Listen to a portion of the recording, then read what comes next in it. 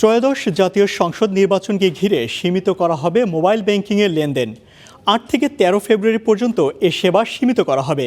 শিগগিরই আদেশ জারি করবে বাংলাদেশ ব্যাংক। এক্ষেত্রে একজন ব্যবহারকারী প্রতিবারে সর্বোচ্চ ১,০০০ টাকা লেনদেন করতে পারবেন। দিনে লেনদেন করা যাবে সর্বোচ্চ ১০ বার। পাশাপাশি বন্ধ করা হবে ইন্টারনেট ব্যাংকিংও। রোববার কেন্দ্রীয় ব্যাংকের মুখপাত্র আরিফ হোসেন খান জানিয়েছেন, নির্বাচনকে ঘিরে অবৈধ লেনদেন বন্ধ করতেই এই উদ্যোগ নেওয়া হচ্ছে। নির্বাচন কমিশন থেকে এ সংক্রান্ত নির্দেশনা পেলেই শিগগিরই মোবাইল ব্যাংকিংয়ের লেনদেন সীমিত করার আদেশ জারি করবে বাংলাদেশ ব্যাংক। বিএফআইর কাছ থেকে এরকম একটা আমরা পত্র পেয়েছি, যেখানে তারা বোধহয় স্বরাষ্ট্র মন্ত্রণালয়ের বরাদ দিয়ে বলেছে যে এরকম একটা নির্দেশনা আসছে।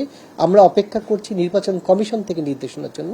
তার কাছ থেকে নির্দেশনা পাওয়ার পরেই আমরা এমএফএস গুলির উদ্দেশ্যে এই নির্দেশনা জারি করব, যে কতদিন থেকে কতদিন এই ব্যক্তি পর্যায়ের লেনদেন সীমিত করা হবে এবং সীমিত পরিমাণটা কত হবে।